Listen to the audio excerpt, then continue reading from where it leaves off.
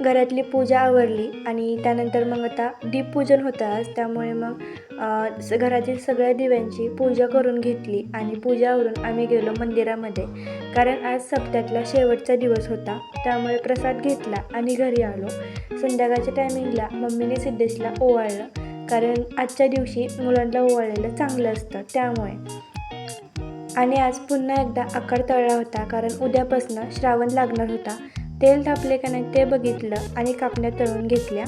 तर आता पहिल्यांदा 2च तळल्या, कारण मग तळतायत का नाही व्यवस्थित, त्यासाठी मग पहिल्यांदा 2च तळून बघितल्या की तळतायत का नाही. छान मस्त अशा खरपूस तळून घेतल्या तर आता ह्याची रेसिपी मी तुमच्याबरोबर नक्की शेअर करेन.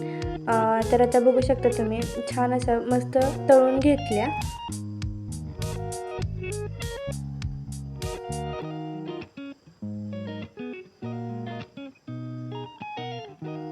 तर चला, आता कापण्या तळून होत आहेत एकीकडे, तोपर्यंत मम्मीने दुसरीकडे लगेच धपाट्याचं पीठ मळून धपाटे करायला घेतले आणि धपाटे खाल्ले आणि आजचा दिवस मस्त एन्जॉय केला. बाय.